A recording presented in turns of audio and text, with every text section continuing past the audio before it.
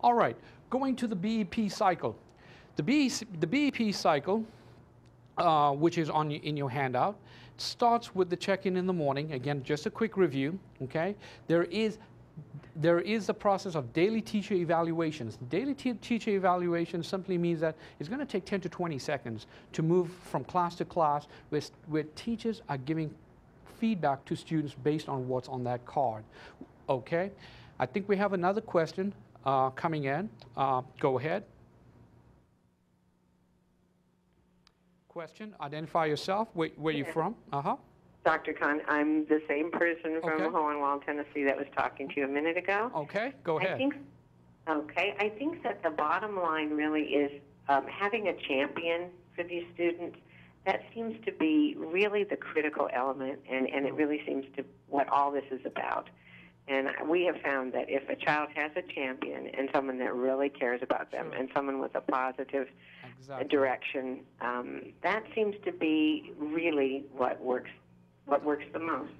What you just said is just so affirming. Today when I was with my 11:30 class this morning doing behavior management, I asked a question. I think I've asked it in my first presentation. There are two questions that a child will always ask in their mind, but you'll never know about any child that sits in the classroom. These are two unanswered questions of any child in your classroom. And it's very simple based on what you just said. The first question is, does he or she really care about me? And the question is directed to the teacher. And the second question is, does he or she really understand me? And I think if you can provide through demonstrations, the way you teach, the way you interact, the way you develop rapport, the way you become emotionally vested or in showing your caring for the child, for the student, I think it makes all the difference, and it just hits a home run to what you've just said. Thank you for saying that. Any other questions before we move on? Please feel free to call me in, and East, Middle, and West Tennessee, if you have a question, I'm here to talk about it. Okay, we have a question from Jennifer. Is there students that refuse to do this, and you can't force them to do it, right? Okay. Well, Jennifer, that's an interesting question. It was posed at our conference in Chicago. There's not really a right or wrong answer to that question. The general rule of thumb is someone who's not interested. By the way, Jennifer asked the question, what if the student does not want this? Remember I said it should not be unilateral? Jennifer, the answer is don't do it. Find another strategy for them that does work. Maybe they're not just ready for it. You might have another situation, Jennifer, that the student might want it, but the parent says, no, my child's not going to be in a 9-12-week program. That could very well happen. There's two schools of thought on that. I've asked the question, and some said, well, you could go ahead and do that because, do you tell your parents about every single behavior management strategy that you're using on a daily basis in your class? But because of the length of it, my recommendation is, this is what I think, is that don't do it. But you could. It's kind of iffy gray area, Jennifer, but it's a good question. Yeah. What else? Any other questions?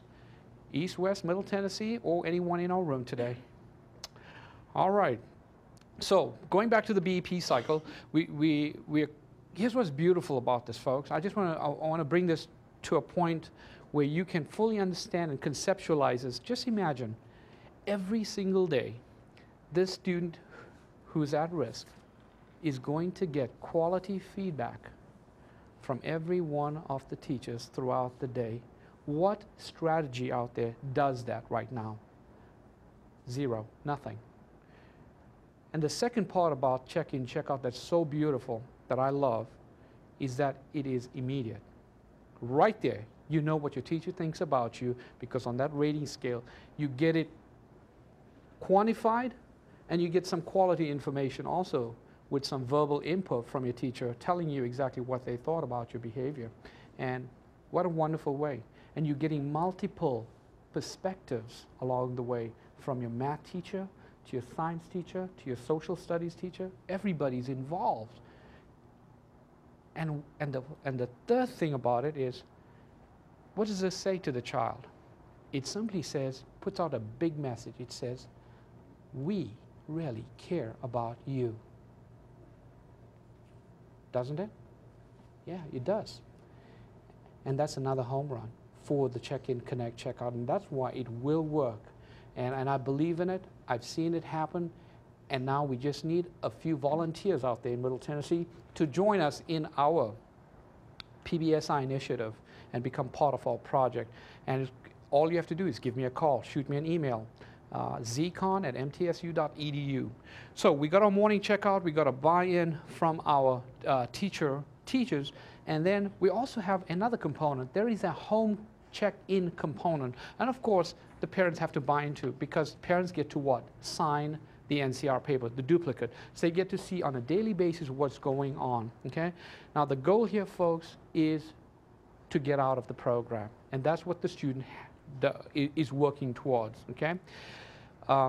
And once they get out of this check-in, check-out, they become part of the integrated primary prevention measure, which is back to the regular population, and that is our goal. And again, I want to say this again, teachers, we want to give you back your learning time. We want to give you back the time you need to spend on teaching our boys and girls the stuff that you need to be teaching. You're not focusing so much on the behavioral aspect, and that's why we need a systematic, and I call it a synergistic way of addressing this. And the only way I know how that I've seen works at this particular level with this at-risk, where 80% of your behavior problems come from 20% of your students, is check-in, connect, check out, okay? So if you don't have a system-wide check-in, check-out system, I also want you to know that, don't worry, you don't have to do a whole system. You don't have to convert your entire school into check-in, check-out. You can just do it in your own classroom. And I think that could be a great starting point for you today, to show others that, look, it's working in my math class, it's working in my science class, it's working in these classes. And you can start something at a modified level and see how that works. What I'm going to show you right now, I'm going to move over to my computer, and I want to share with you some additional information about check-in, check-out, and I want to show you an Excel spreadsheet that shows a check-in, check-out system on a bus. Go ahead and take a look at that. And there it is. This is a sheet. If you cannot read this, and it's not in your handout, the descriptives are 1, 2, and 3. 1 meaning not achieved. Number 2 is somewhat. Number 3 is great. You're on target. And on the bus, we're talking about following directions, keeping body to oneself and personal property to oneself, keeping hands and feet to oneself, following rules of the bus. So that would be that. Let me show you another check-in, check-out sheet. And apologize for it not being in your handout, but we will share this with you when we come in and work with your system. Here's another one. This one has to do with the lunchroom. And in the lunchroom, you see 1, 2, and 3. Follows directions in the lunchroom.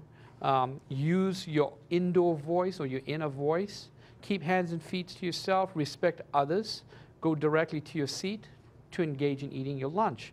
And it is also scored, and it's all tallied. Everything here is data-driven. Let me show you a couple more. Here's another one on the playground. Here's a check-in, check-out sheet on the playground.